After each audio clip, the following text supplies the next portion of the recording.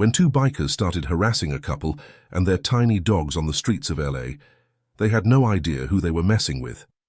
After taking things too far by kicking the dogs for fun, they discovered their target was none other than action star Jason Statham, and he was about to make them regret their cruel actions bitterly.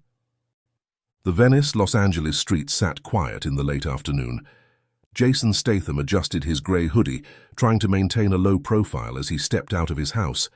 His wife, Rosie Alice Huntington Whiteley, followed close behind, holding the leashes of their two miniature dachshunds, Dolly and Peggy. The dogs' short legs trotted eagerly on the pavement, their nails clicking rhythmically against the concrete. Jason turned to Rosie, his brow furrowed with concern. "Are you sure this is a good idea? All of us going to the gas station together, especially with the dogs?" Rosie sighed, her patience evident in her voice. "Jason, we've been over this. Dolly's been howling for hours, refusing food and water. It's all because that silly toy's batteries died." I know," Jason grumbled, his voice a mix of irritation and affection. "But couldn't we have just ordered the batteries online?" "And deal with days of Dolly's distress?" Rosie countered.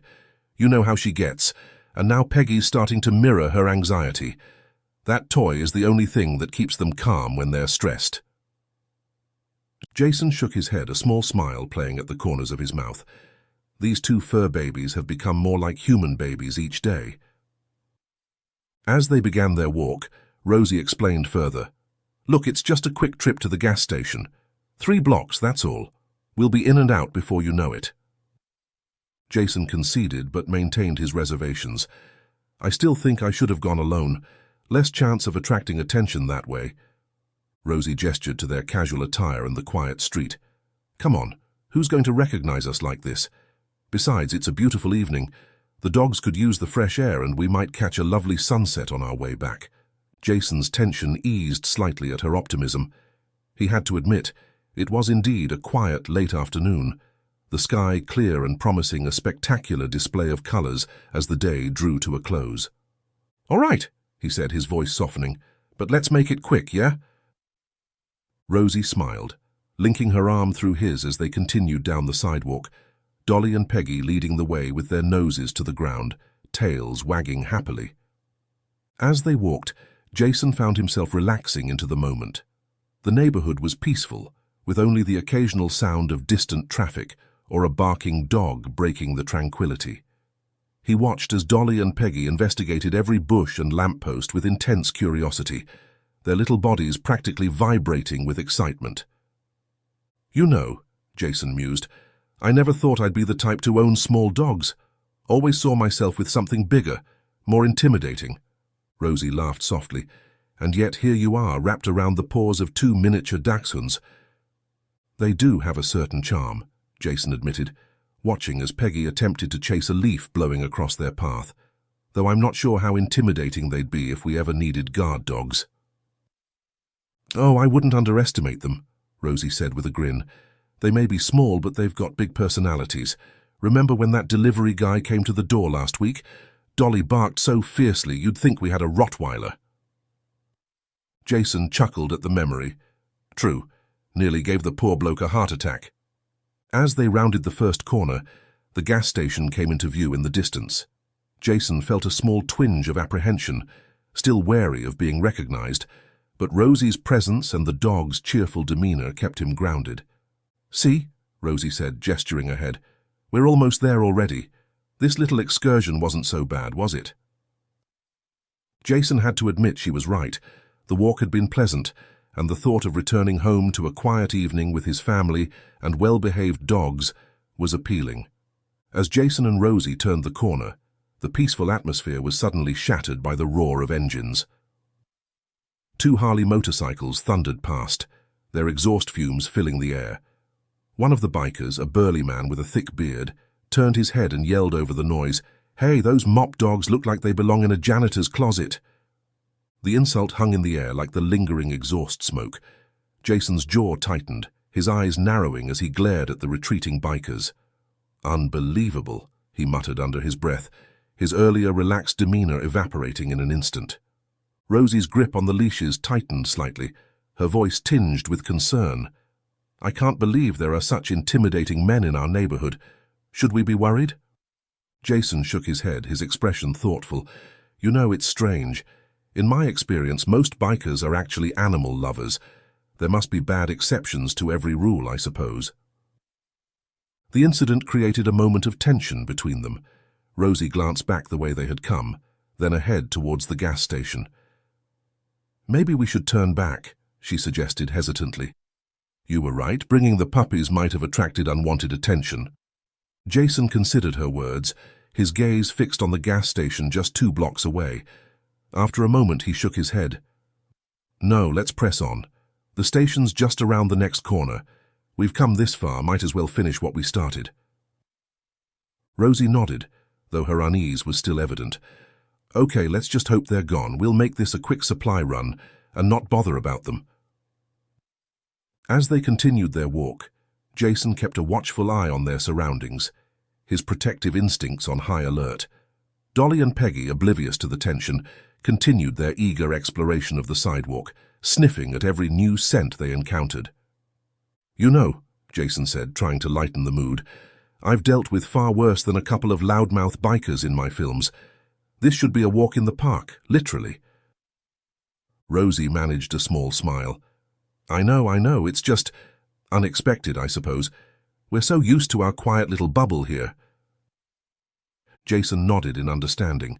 Life has a way of throwing curveballs, doesn't it? But we'll be fine. We'll get those batteries, and before you know it, we'll be back home with Dolly's toy working again.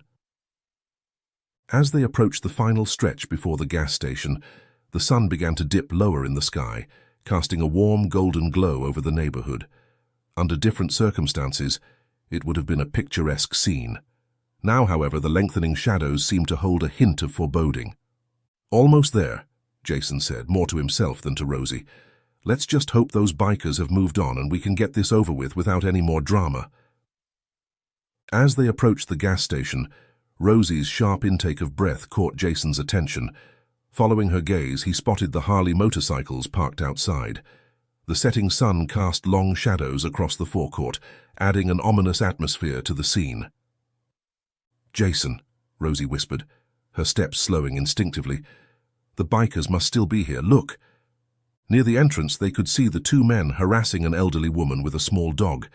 Their aggressive postures and mocking tones were clearly visible even from a distance. Rosie tugged gently on Jason's arm. Maybe we should turn back after all. This doesn't look good. But Jason shook his head, determination evident in his voice. No, we can't go back now. If we return home empty-handed, we'll be dealing with Dolly's stress and tantrums all evening and tomorrow. We've come this far. We might as well see it through. He positioned Rosie on his right side, keeping himself between her and the parked Harleys. The bikers' bikes are on my left, he explained, his protective instinct evident in every movement. You walk on my right so I can shield you if needed. As they drew closer, the bikers noticed their approach. The loud-mouthed one from earlier deliberately released the old woman and moved to block Jason and Rosie's path to the store's entrance. Now that they were closer, Jason could see the Iron Wolves insignia on their jackets, with the tagline "Ride or Bite" prominently displayed. Hey, we meet again, the biker called out, his voice dripping with mockery. What ugly-looking dogs you have there. They look like wash mops or what? Sausages. He laughed at his own joke. His companion joined in, adding, Do those dogs motivate you to clean up your home or cook whenever you see them? Their laughter echoed across the forecourt. Rosie rolled her eyes at their childish behavior, which seemed to anger the first biker further. He stepped closer, his bulk intimidating as he towered over them. Hey, you know what? He growled. You can't enter the store with those pets. Rules are rules. Jason looked up and pulled back his hoodie, his voice calm yet resolute. The pet-friendly sign on the door is hard to miss. Your rules don't hold here. The second biker's eyes widened suddenly in recognition. Wait a minute, he said, his tone changing. I know you. You're Jason Statham, aren't you? He turned to his companion. Tucker, do you realize who this is? The first biker, Tucker, looked more closely at Jason, his aggressive demeanor faltering slightly. Well, I'll be damned, he muttered. The second biker stepped forward, extending his hand. "I'm Vince, and this here's Tucker. We're huge fans of your work, Mr. Statham." Jason didn't take the offered hand, his expression remaining neutral. The sudden shift in their attitude only served to highlight their superficiality. "Look," Vince continued, his tone now almost pleading, "we're sorry about earlier. We wouldn't have dreamed of insulting you if we'd known who you were. How about we call this a truce and forget everything? Maybe we could even get a photo together." Jason's refusal was swift and firm. "I don't take pictures with people like you," he stated coldly. "You disrespected animals and harassed that elderly woman. That's not something I overlook." Tucker, his earlier aggression resurfacing, took a step forward. "Come on, man," he growled. "We're trying to make peace here. The least you could do is show a little appreciation for your fans." Jason's eyes narrowed. "Fans," he repeated, his voice dangerously quiet. "Fans don't harass women and threaten dogs. Fans don't try to bully people just because they think they can get away with it." The tension in the air was palpable. Rosie placed a hand on Jason's arm to calm the situation. "Jason, maybe we should just go," she suggested quietly. But Tucker, angered by the rejection, wasn't about to let them leave so easily. In a sudden move, he reached out and grabbed Rosie's arm, attempting to take the dog leashes. "Our rules are rules," he snarled. "We say you're not allowed to bring the dogs in. Give them to us." Jason's reaction was instantaneous. In a blur of motion, he had Tucker pinned against the wall, his grip on the biker's leather jacket expressing controlled fury. Despite the difference in size, Jason's strength and skill were evident in the way he held the larger man immobile. "Don't you dare set your hands on my wife," Jason growled, his voice low and threatening. "How about my rule? You two run fast from here back to wherever you came from. I don't want to see you around here when I exit the store, or the police will hear of this." The threat hung in the air, carrying extra weight coming from Jason's commanding presence. Even in his casual attire, there was no mistaking the dangerous glint in his eyes. After a tense moment, Jason released his grip on Tucker's collar, his eyes never leaving the biker's face. The air around them seemed to crackle with tension, the setting sun casting long shadows that only added to the ominous atmosphere. "Come on," Jason said quietly to Rosie, his hand gently guiding her towards the store entrance. Dolly and Peggy, sensing the tension, stayed close to their owner's feet, their earlier enthusiasm replaced by cautious alertness. As they moved past the bikers, Tucker and Vince shouted threats of retaliation, their voices carrying across the forecourt. "You'll pay for this," Tucker yelled, his face red with anger and embarrassment. Jason ignored the threats, focusing instead on getting Rosie and the dogs safely into the store. As the automatic doors slid open, the cool air-conditioned interior provided a stark contrast to the heated confrontation outside. Inside, the fluorescent lights buzzed softly overhead, casting a harsh glow over the aisles of snacks, drinks, and automotive supplies. The cashier, a young man with a name tag reading Mike, looked up from his magazine, his eyes widening slightly as he recognized the famous couple. "Good evening," Jason nodded politely, trying to maintain a sense of normalcy despite the lingering adrenaline from the confrontation. Rosie, her hands still shaking slightly, began to lead the dogs down one of the aisles.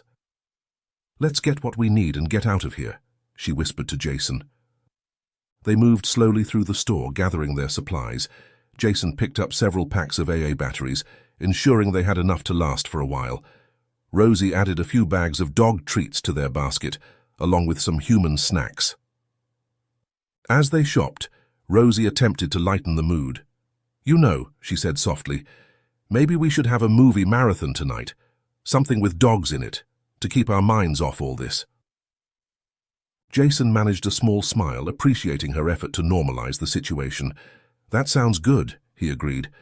"We could start with Marley and me and work our way through to Lady and the Tramp." They continued their shopping in relative silence, the events outside weighing heavily on their minds.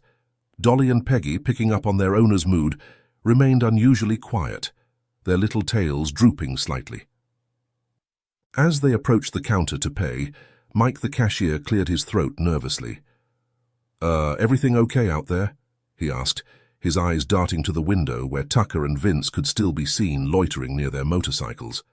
Jason nodded curtly.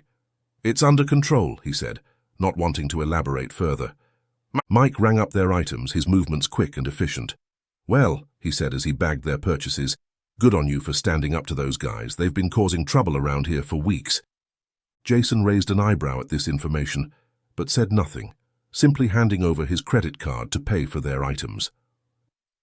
As Mike handed them their receipt, he leaned in slightly. "Just be careful leaving, okay? Those types don't usually give up easily."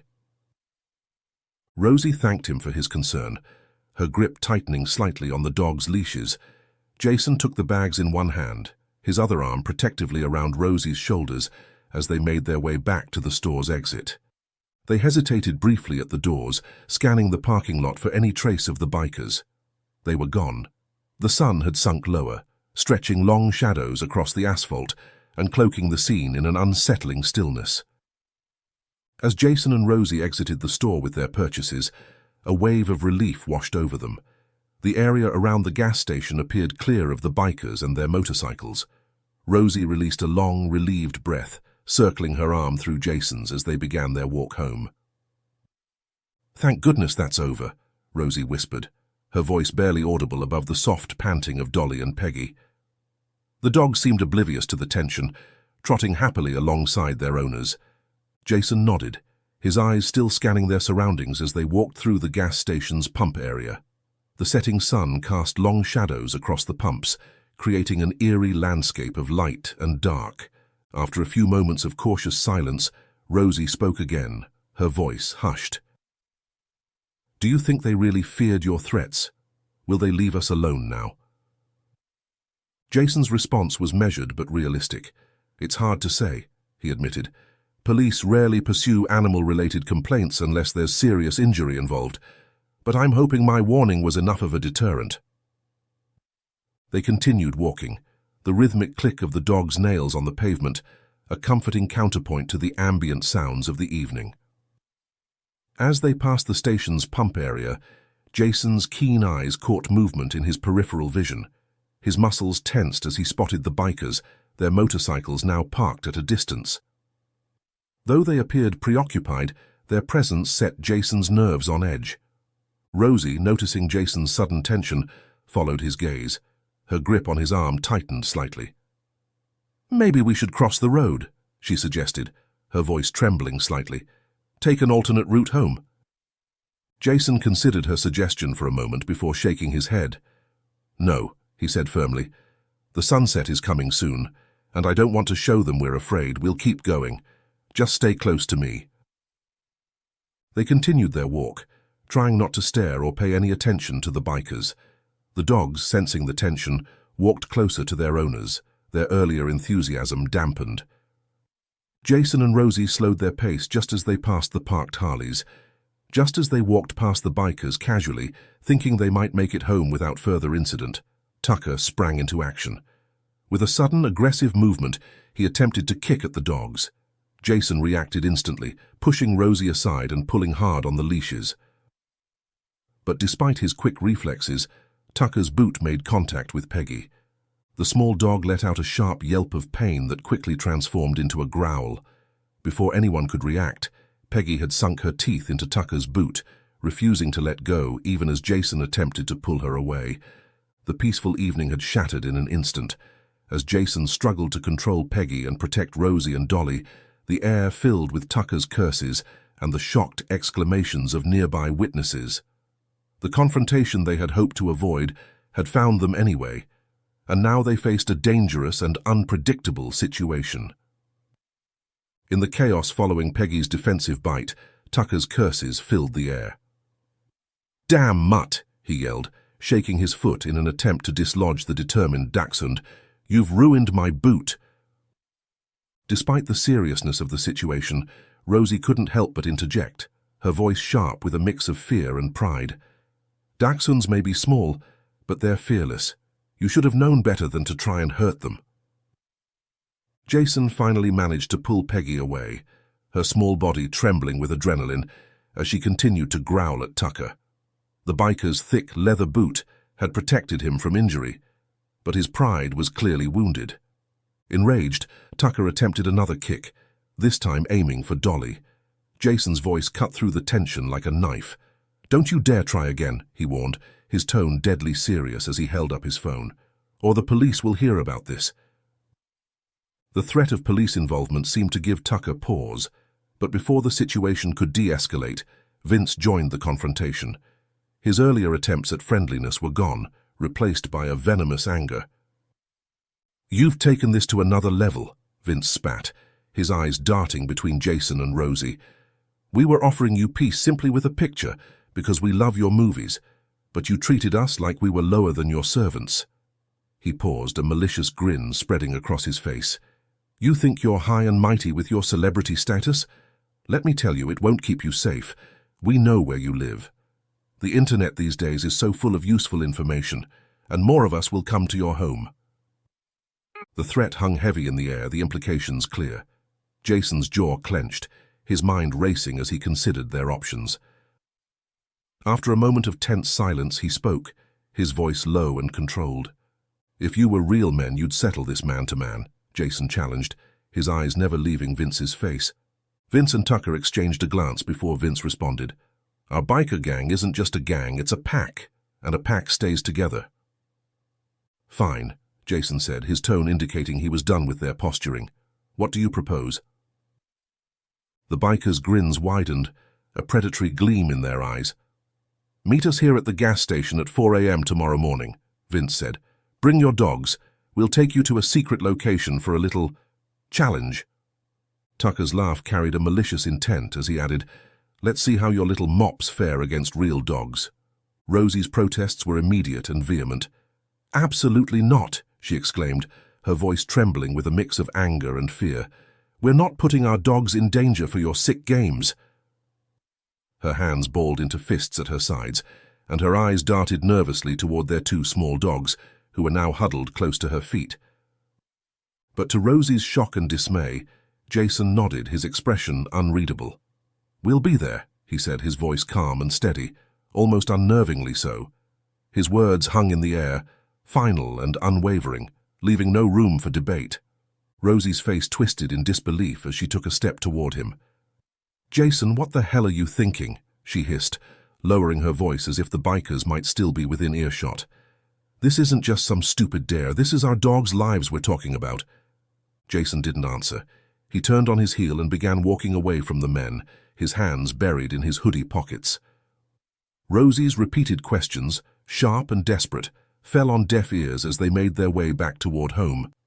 His silence only fueled her frustration, and she quickened her pace to match his, her voice rising as she pressed him. "Do you even care what happens to them?" she snapped, her heart pounding with anxiety. "Do you have any idea what you just agreed to?"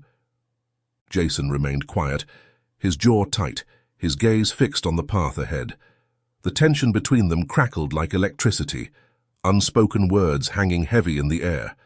As they walked, the sun dipped lower, the warm light of the afternoon giving way to the long, creeping shadows of evening. The once familiar neighborhood around them seemed to shift, taking on an eerie, unwelcoming quality. Every rustle of leaves, every distant engine sound made Rosie flinch, her eyes darting nervously over her shoulder. Jason, on the other hand, seemed completely unfazed, his stride steady and purposeful. But even he occasionally glanced back, his movements subtle yet cautious. Neither of them said it aloud, but both were acutely aware of the possibility that the bikers might still be watching. The dogs trotted anxiously at their sides, sensing the tension in the air. Rosie kept them close, her knuckles white as she gripped their leashes tightly. She glanced at Jason again, her expression a mix of fear and frustration. By the time they reached their small house, the once vivid colors of the sunset had faded into muted grays, the darkness pressing in around them. Rosie fumbled with the keys, casting one last wary look over her shoulder before they stepped inside and locked the door. Jason did a thorough check of the perimeter, ensuring they hadn't been followed. Finally, in the safety of their home, Rosie couldn't hold back any longer. "You owe me an explanation," she said, her voice trembling. "Why would you agree to this? What are you planning, Jason?" Only when he was certain of their safety did he finally break his silence. "I know you're worried," he began, his voice soft but firm, "but I need you to trust me. Accepting that challenge was a tactical move to prevent immediate danger." Rosie's eyes widened in surprise. "What do you mean? How does agreeing to meet those thugs again with our dogs no less prevent danger?" Jason moved to the window, peering out into the darkening street before drawing the curtains closed. "If I had refused, they might have followed us home tonight. This way we bought ourselves some time." Despite his explanation, concern was still etched deeply on Rosie's face. "But surely you're not actually planning to go through with it? To risk our dogs in some twisted fight?" Jason shook his head, a hint of a smile playing on his lips.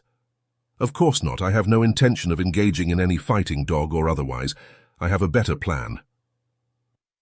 Rosie's posture relaxed slightly, though worry still clouded her eyes. "What kind of plan?" "I'm going to settle this tonight," Jason said, his tone resolute. "Just trust me. I'll deal with this situation before it escalates further." Rosie's eyes widened in alarm. "Tonight? Jason, that's too dangerous. We should call the police, let them handle it." Jason shook his head. "The police can't do much without concrete evidence, and if we involve them now, it might just anger these guys more." Despite her obvious concern, Rosie nodded slowly. "I do trust you," she said softly. "Just be careful, okay? Whatever you're planning to do."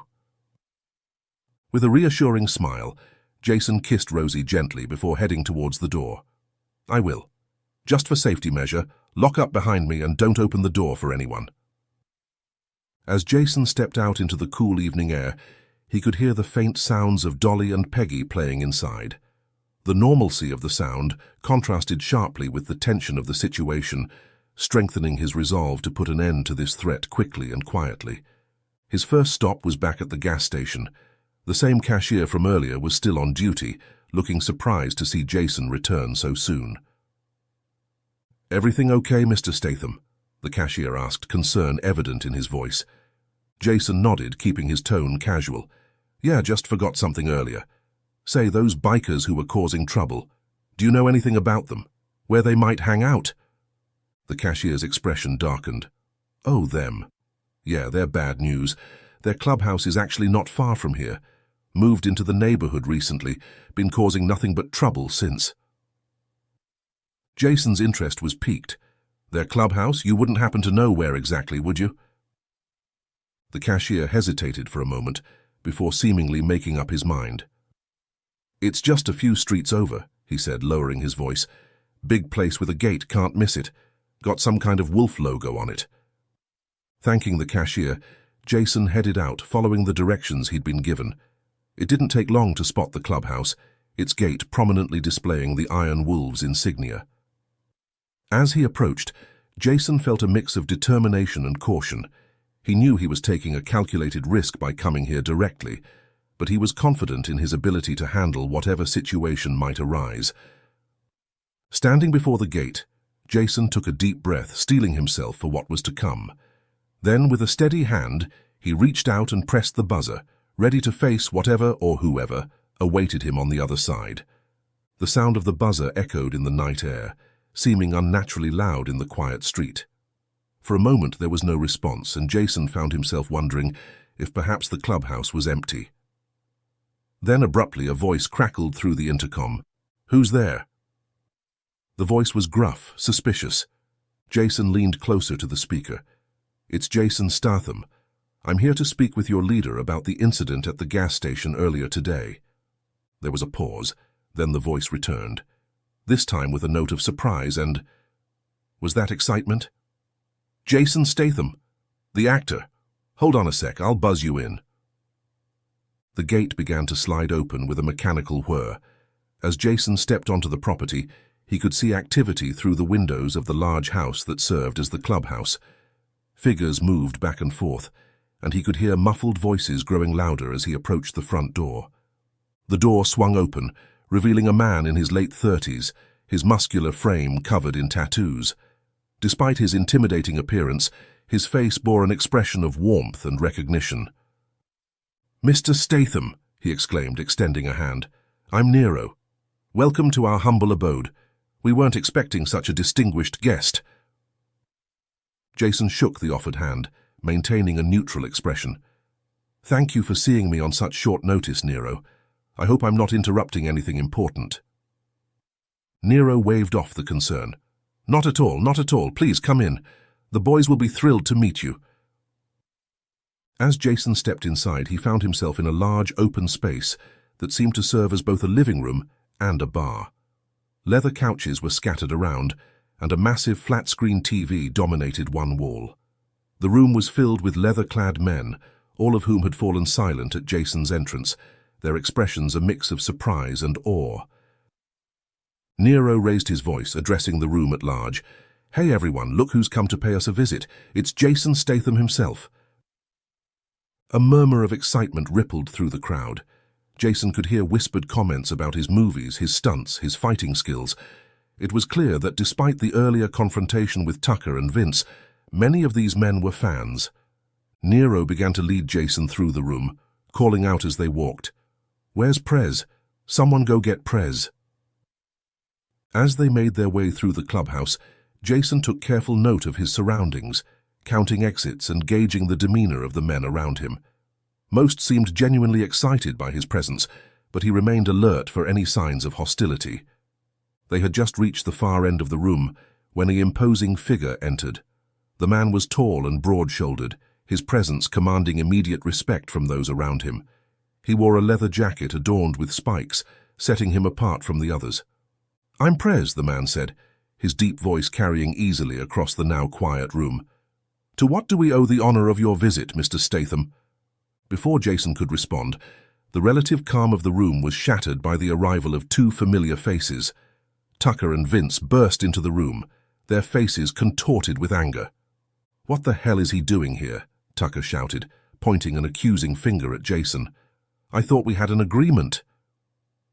Vince chimed in, his voice dripping with venom. "Yeah, he's supposed to meet us tomorrow morning, not come sneaking around our clubhouse." The atmosphere in the room shifted instantly, tension crackling in the air as the other members looked between Jason and the angry pair, unsure of how to react. Prez held up a hand, silencing Tucker and Vince. "What's this about an agreement?" he asked, his eyes narrowing as he looked at Jason. Jason met Prez's gaze steadily. "I'm here to clear up a misunderstanding," he said calmly, "and to address the behavior of these two gentlemen earlier today." Tucker's face reddened with rage. "Misunderstanding? You disrespected us and our club. We were just teaching you a lesson."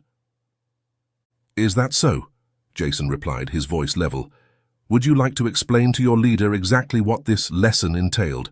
How you harassed my wife and tried to kick our dogs?" A hush fell over the room at Jason's words. Prez's expression darkened as he turned to Tucker and Vince. "Is this true?" he demanded.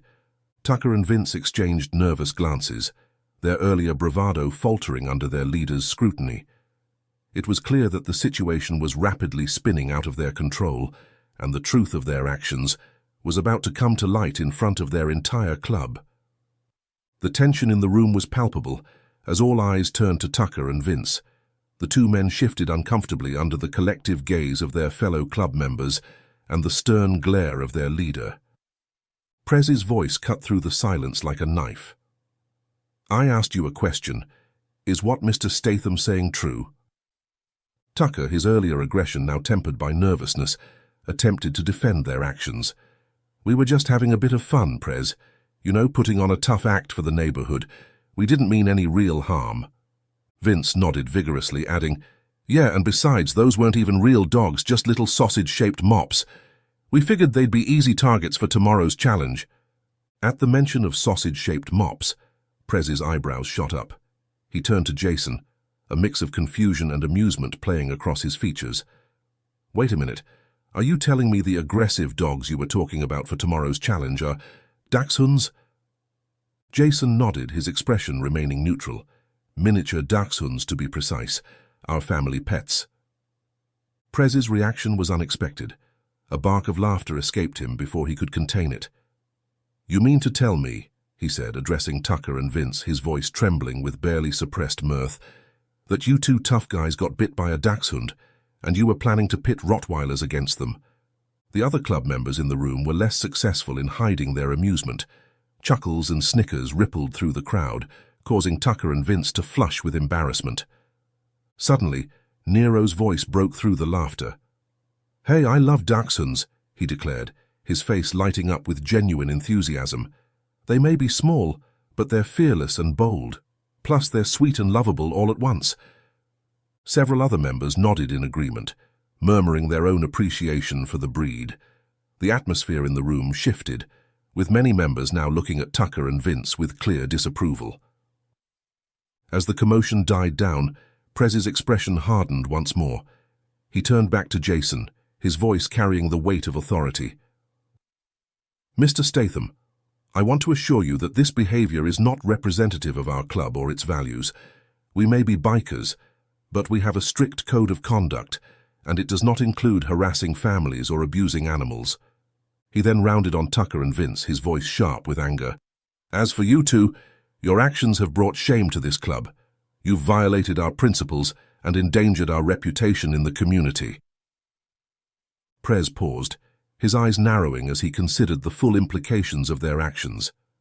Setting up miniature dachshunds against Rottweilers, that was a deliberate trap, wasn't it? You were hoping they'd get bitten so you could win. The accusation hung in the air, heavy and damning. For a moment there was silence. Then Tucker's face contorted with rage, and he suddenly shouted, his voice echoing through the clubhouse. "I hope those two little mops died," he spat venomously. "House dogs don't deserve to live. They're spoiled and can't even survive on their own." The outburst sent shockwaves through the room. Members who had been quietly observing now openly glared at Tucker, their disapproval palpable. Nero took a step back, shock evident on his face. Even Vince looked uncomfortable, clearly realizing they had crossed a line. Prez's face darkened with anger. "I think it's clear that you no longer belong among us," he said, his voice low and dangerous. "Return your rings. You're out." The room fell silent as the gravity of Prez's words sank in. Tucker and Vince stood frozen, shock evident on their faces.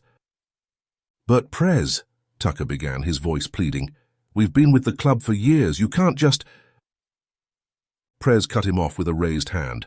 "I can and I am. Return your rings. I won't repeat myself again." With trembling hands, Tucker and Vince removed the iron rings bearing the club's insignia from their fingers, placing them in Prez's outstretched palm. The tension in the room peaked as Tucker's true nature was fully exposed, his prejudice against house pets revealing a cruelty that had no place in the club. As the expelled members shuffled towards the exit, their heads bowed in defeat, the remaining club members watched in stony silence. The air was thick with disapproval, and a sense of justice served. Jason, who had remained calm throughout the confrontation, spoke up. "If I may ask, what exactly was this challenge they proposed for tomorrow?" Prez sighed, running a hand through his hair. "It's not what you might think. We don't engage in dogfighting or anything cruel like that. Our club puts a high value on dogs. The challenges we organize are more like obstacle courses and agility tests. It's all in good fun, meant to showcase the bond between a dog and its owner." He paused, a frown creasing his brow. "However, I will admit that we've had incidents in the past where our larger dogs, not used to smaller breeds, have shown some aggression. It seems Tucker and Vince were planning to exploit this tendency with your dachshunds. I apologize sincerely for their malicious intent." Jason nodded, accepting the apology. "I appreciate your honesty and your swift action in dealing with this situation. It's clear that the values of your club are far different from what those two led me to believe." As the conversation continued, the atmosphere in the clubhouse began to relax. The other members, seeing that the situation was being resolved peacefully, started to engage in their own discussions, though many still cast curious glances at their unexpected celebrity guest. What had started as a potentially dangerous confrontation had transformed into an opportunity for understanding and resolution. As Jason prepared to take his leave, he found himself reflecting on the unexpected turns this evening had taken, and the reminder that appearances can often be deceiving. As the tension in the room dissipated, Prez turned to Jason with a look of genuine remorse. "Mr. Statham, I want to offer you a sincere apology for what you and your family experienced today. As I said before, this behavior is not what our club stands for. You're right, there are bad exceptions in any group, and unfortunately, you encountered two of ours. Jason nodded, his posture relaxing slightly. I appreciate that, Prez. It takes a strong leader to acknowledge when members of their group have stepped out of line. Prez smiled, extending his hand. Thank you for giving us the chance to make this right. I'm glad we could resolve this without involving the authorities or resorting to violence. As they shook hands, the atmosphere in the clubhouse shifted noticeably. The remaining members, seeing their leader's acceptance of Jason, began to approach, eager to meet the action star they'd admired on screen. Nero, who had been quietly observing, stepped forward. You know, Mr. Statham, we're not just about motorcycles here. Many of us are pet owners too. In fact, we often organize community events centered around animals. Jason raised an eyebrow, intrigued. Is that so? Prez nodded enthusiastically. Absolutely. We do fundraisers for local animal shelters, pet adoption days, that sort of thing. Say, would you and your family be interested in attending one of our events sometime? No pressure, of course, but it might be a nice way to show the community what we're really about. For a moment, Jason considered the offer. It was a far cry from the confrontation he'd expected when he'd first approached the clubhouse. You know what? That doesn't sound half bad. Let me talk it over with my wife, but I think we might just take you up on that. The two men exchanged contact information, the earlier hostility completely forgotten. As Jason prepared to leave, Prez made one last comment. And hey, if you ever want to bring those dachshunds of yours for a playdate with some of our dogs, you're more than welcome. I've got a bulldog myself who loves playing with smaller breeds. Jason couldn't help but chuckle. I'll keep that in mind. Dolly and Peggy could probably use some new friends. As Jason stepped out of the clubhouse into the cool night air, he felt a sense of satisfaction. What had started as a potential threat had been transformed into an unexpected opportunity for community building. On his walk home, Jason pulled out his phone to call Rosie. As he dialed, he could hear the faint sounds of Dolly and Peggy playing in the background when she answered. Jason? Is everything all right? Rosie's voice was tinged with worry. Everything's fine, Jason reassured her. In fact, it's better than fine. You're not going to believe what happened. As he walked through the quiet streets, Jason recounted the evening's events to Rosie. He told her about the clubhouse, about Prez's swift justice, and about the unexpected invitation to future community events. So let me get this straight, Rosie said, a note of amusement in her voice. You went there expecting a confrontation, and instead, we've been invited to a biker club's pet playdate. Jason laughed. Life's full of surprises, isn't it? What do you think? Should we give it a shot? There was a pause on the other end of the line. Then Rosie's warm laughter came through. Why not? After all this, I think Dolly and Peggy deserve some new adventures. Just promise me one thing. What's that? Next time we need batteries, let's just order them online. As Jason rounded the corner to their street, he could see the warm glow of their house lights. The evening's events had taken an unexpected turn, but as he reflected on the outcome, he felt a sense of satisfaction. They had faced a challenge, resolved it without violence, and even managed to forge new connections in their community. Walking up to his front door, Jason smiled to himself. Sometimes the most unlikely situations could lead to the most positive outcomes. As he entered his home, greeted by the excited yips of Dolly and Peggy, he knew that this adventure, while unexpected, had ultimately brought them closer as a family and opened doors to new friendships.